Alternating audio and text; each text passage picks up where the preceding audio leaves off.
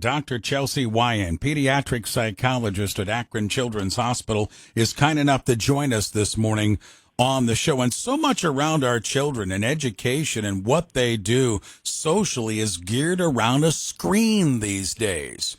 But as parents, guardians, grandparents, what do we do with limitations, and do we need to have them? And Chelsea, why don't we start right there and talk about limitations and if they are needed with screen time? That's a great question. So, I think the American Academy of Pediatrics does offer parents some guidelines in regards to this. So for any child who is 18 months to 24 months of age, then they recommend really no screen time other than maybe FaceTiming a relative that happens to be far away, especially during the pandemic. I know that was really important. In ages 2 to 5, they really recommend sticking to about 1 hour per day on weekdays, and then flexing up to about 3 hours per day on weekends. And then they've actually changed their guidance around school-age children in the past few years. So really talking about more responsible use versus setting specific guidelines of minutes or hours of time per day. And I think that really does speak to the fact that so many screens are being used educationally now and in other areas of their life that it really didn't make sense anymore to kind of set a specific limit. However, limits in that age range still are very important. Dr. Wyan, let me ask you this. What are the detriments from a medical standpoint here of too much screen time for the children? Sure. So I think that one of the reasons why the guidelines are so strict when we're talking about those younger age ranges is that there has been a lot of research to suggest that too much screen time in those younger years really can lead to social emotional deficits and social emotional developmental delays. So I think it really is important to limit in those age ranges. When we're looking at our school age children, I think that it can be too much screen time can lead to concerns with sleep, increased sleep problems, declines in grades, increased unhealthy weight in even our younger kids, increased mood concerns.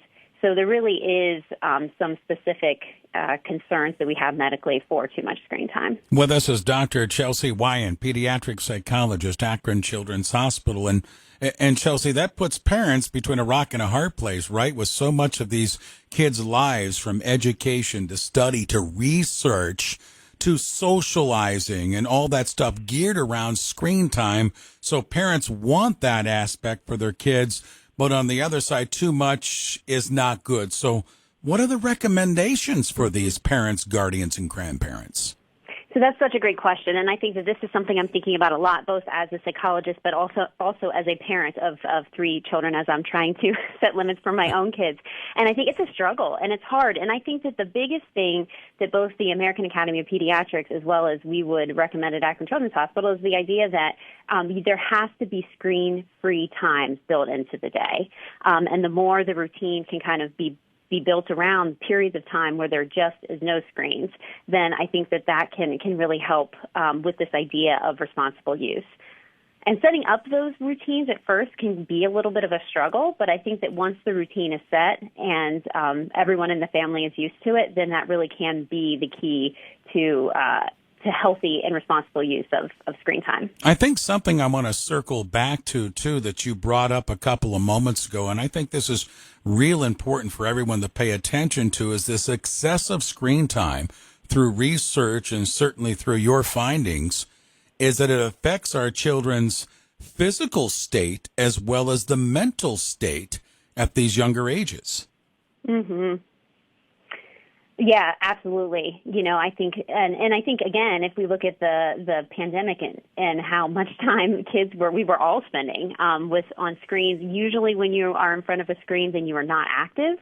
And I think that's the lack of activity. In that case, it's the lack of activity, not necessarily the screen time itself, that is causing the health concern. With us is Dr. Chelsea Wyan, again, pediatric psychologist at Akron Children's Hospital.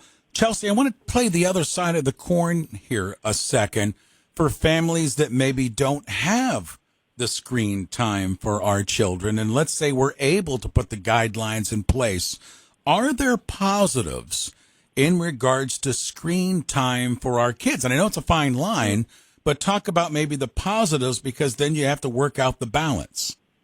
Right. I think that we all realize that screens are going to be a part of both of our lives professionally and personally for the long term. Not being able to be digitally literate at this point and not allowing our kids to have the opportunity to develop that skill, I think, is not good for them. So it really does just come down to, so I think that teaching them how to use it responsibly and to develop that skill responsibly, I think, is really what I would encourage parents to think about and the focus to be on. So, Dr. Wine, as we wrap up our conversation this morning, recommendations, thoughts from you on this screen time issue with our kids? Yes.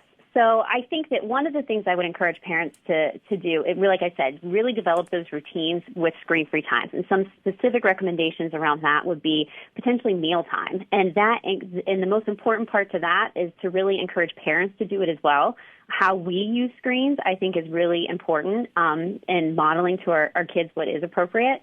So potentially meal times would be screen-free times. Usually an hour before bedtime, I would recommend is screen-free, especially when we're looking at more of the engaging types of screens like video games or scary movies, things like that. Sometimes even the tablets, the light that is used can kind of block some of the sleepy hormones, so it can prevent a sleep onset. So I think really limiting screen times an hour to 45 minutes before bedtime can be really important. Putting in things in their day that makes it so they don't necessarily miss the screens. So maybe family fun time after dinner, that is a screen-free time. So it's something that is not they're missing out on something. It's something that's added in.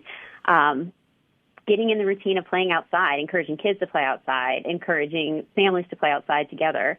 Even encouraging chore completion. If kids are doing chores, then and that's built into the routines, and there is just less time overall for screen time. But then also building in those times where kids really are able to responsibly use those screens.